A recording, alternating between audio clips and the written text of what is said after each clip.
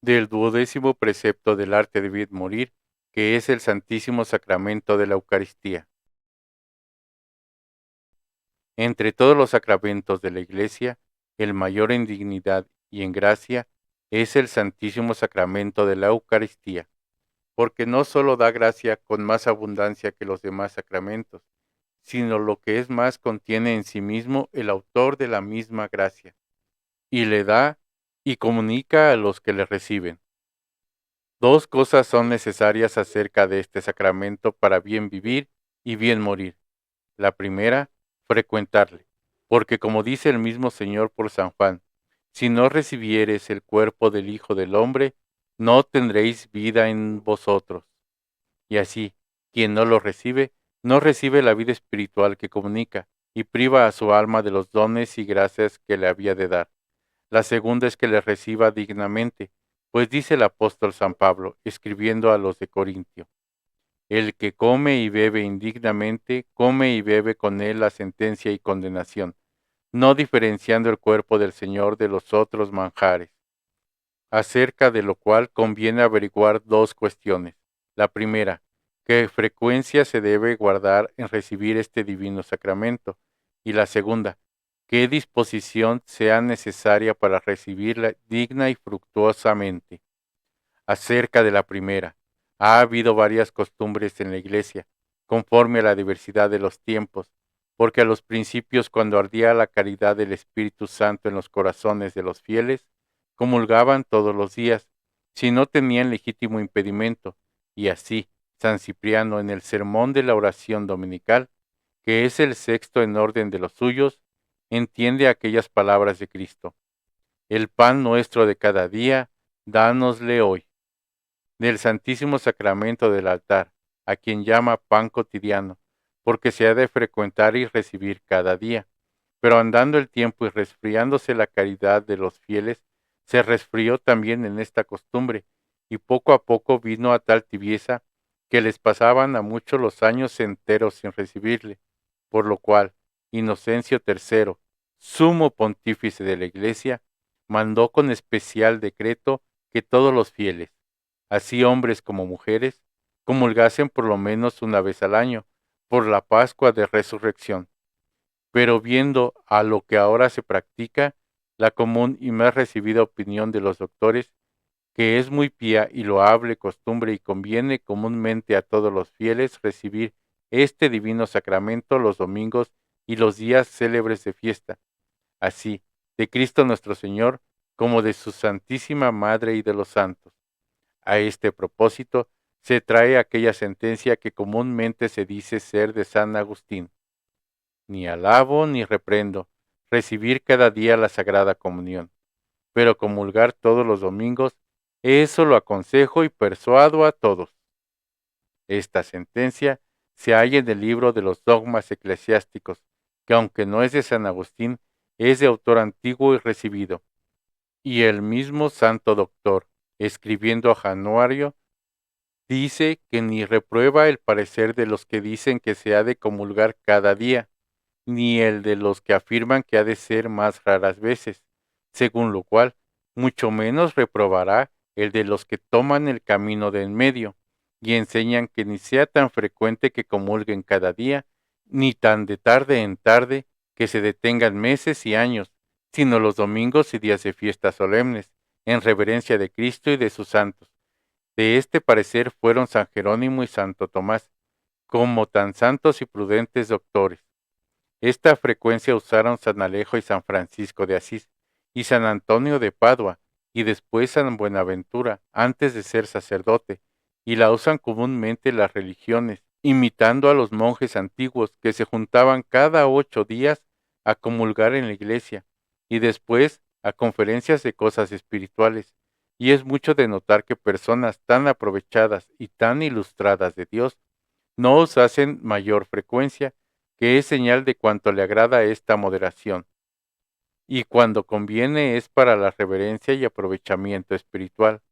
pues como dice San Buenaventura, una comunión bien hecha, con la perfección que pide, vale más que muchas con tibieza y falta de disposición. La segunda cuestión, pide que trate de la disposición que ha de llevar el que digna y fructuosamente ha de recibir este manjar, acerca de lo cual digo lo primero, que se requiere la gracia y amistad de Dios, y por el consiguiente que no le reprenda su conciencia de pecado mortal, porque como es manjar de vida, pide hombre vivo, y no muerto, en pecado para recibirle, y a quien le falta la vida de la gracia, no le puede hacer provecho, ni darle la vida eterna, que comunica al que dignamente le recibe, según lo dijo Cristo por San Juan. El que come este pan vivirá para siempre. Y en el mismo lugar, mi carne es verdaderamente manjar. Y el manjar, como he dicho, no se hizo para los muertos, sino para los vivos, conforme a la cual manda el Sagrado Concilio Tridentino, que para mayor seguridad y certidumbre, no se contente el que le hubiere de comulgar, si se sintiere grabada la conciencia con algún pecado mortal, con hacer un acto de contrición, sino que se confiese sacramentalmente antes de que llegase a esta mesa, si tuviere copia de confesor, porque es tal este divino sacramento que pide otro para su disposición. Fuera de esto, porque este celestial manjar no solamente es sustento, sino juntamente medicina saludable del alma contra el contagio de todas sus enfermedades, vicios y pecados.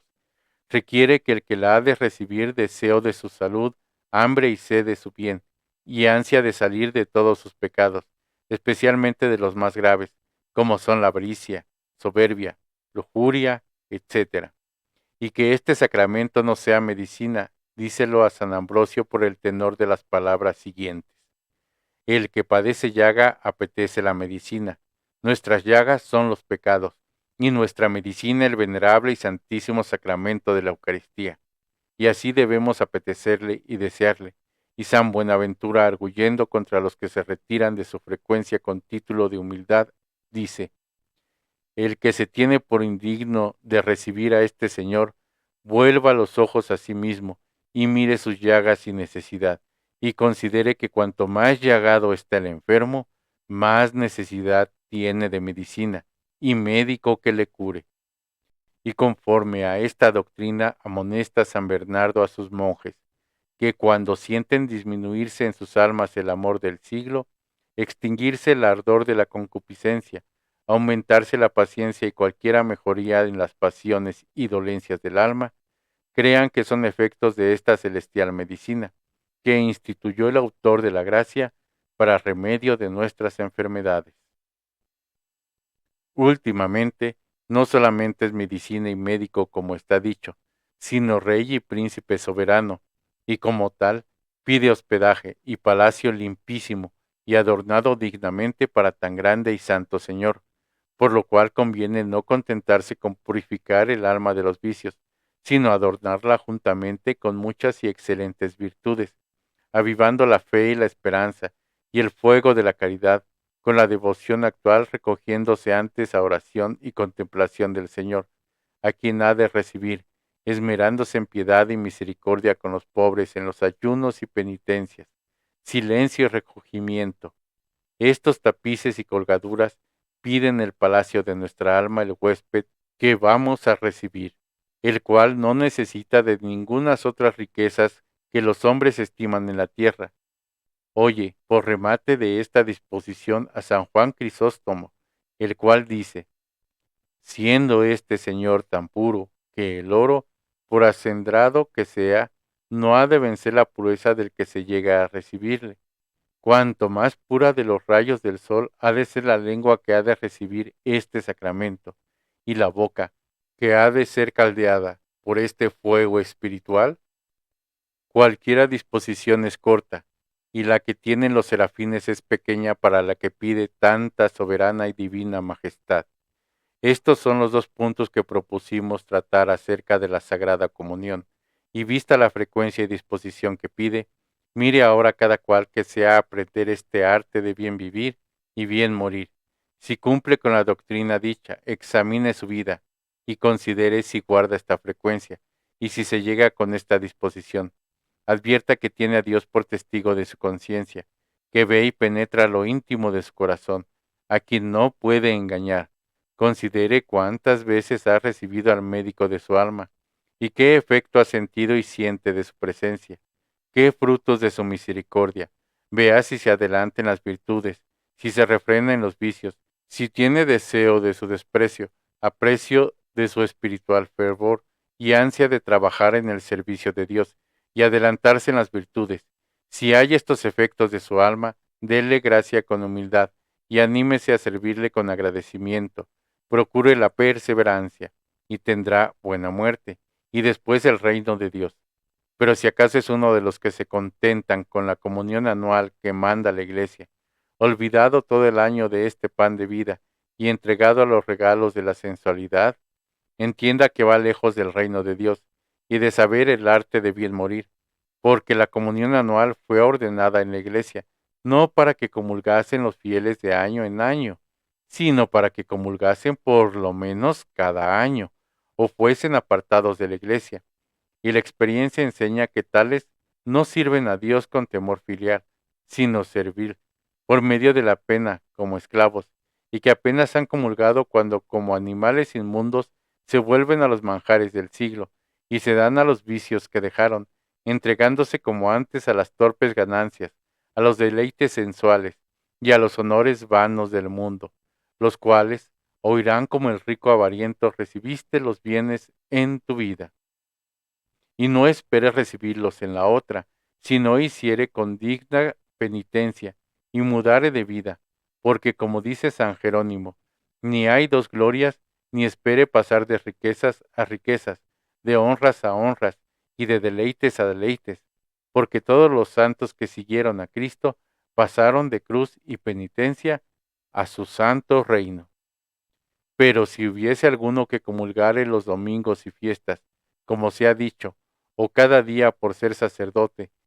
y no sintiere los frutos de este celestial manjar, sino antes su alma de la misma manera que antes, inclinada a los vicios y dada a los deleites y codiciosa de las ganancias terrenas, y ambiciosa de los honores temporales, no curando de los eternos, crea que tiene en el corazón algún mal gusano que le impide los frutos de este manjar celestial,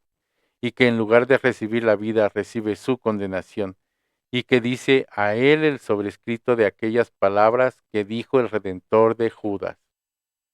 mejor le estuviera no haber nacido,